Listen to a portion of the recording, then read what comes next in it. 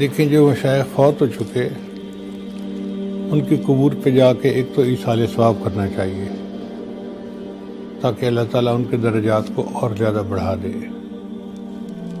اس ایصال ثواب سے ان کی روحوں کو خوشی ہوتی ہے۔ اور دوسرا یہ کہ پھر نیت یہ کرنی چاہیے کہ مجھے چونکہ ان کے ساتھ محبت ہے، اس محبت کے تعلق کی وجہ سے ان کا فیض میرے شیخ کے قلب کے ذریعے سے مجھے ملے گا، اور وہاں پر مراقبہ کرنا چاہیے۔ مراقبے کی وجہ سے سالک کو فیض ملتا ہے، نور ملتا ہے، اور اس کی روحانی ترقی ہوتی ہے۔ مگر وہاں جا کر بدعات سے بچنا چاہیے۔ دیکھیں یہاں کے لوگوں کے لیے مشائخ کی دعائیں موجود ہیں۔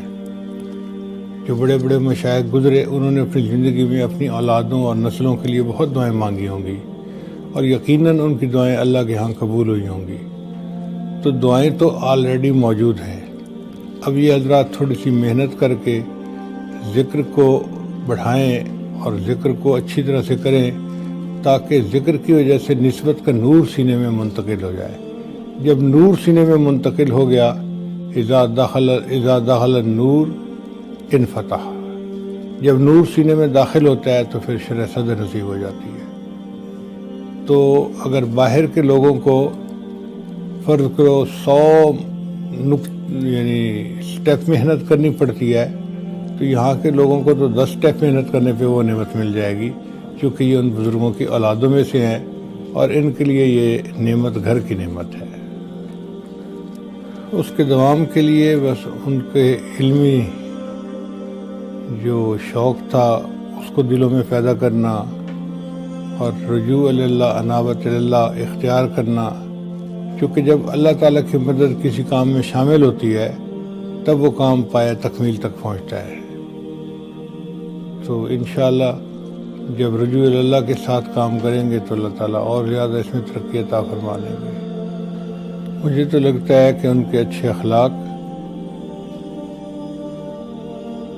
اور ان کی علم کے ساتھ جو شوق تھا یہ ان کی قبولیت کا راز ہے، کیونکہ سیدہ صدیقہ رضی اللہ عنہا فرماتی ہیں کہ نبی علیہ السلام نے مدینہ کو اپنے اخلاق کے ذریعے سے فتح کر لیا، فتحت المدینہ بالاخلاق۔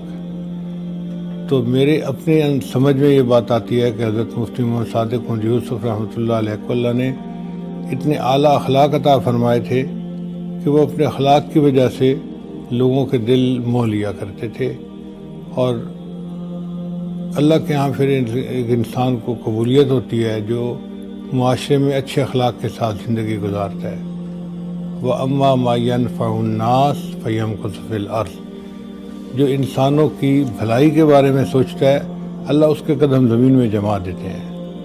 چونکہ مفتی محمد صادق مرزا یوسف رحمۃ اللہ علیہ ہر ایک کا بھلا چاہتے تھے، اچھائی چاہتے تھے، اور ہمیشہ مثبت سوچ رکھتے تھے، اس وجہ سے اللہ نے ان کے قدم زمین میں جما دیے اور ان کی محبت لوگوں کے دلوں میں ڈال دی۔ ان کو دنیا کی عزت بھی اللہ نے دی اور آخرت کی بھی عزت اللہ نے دی۔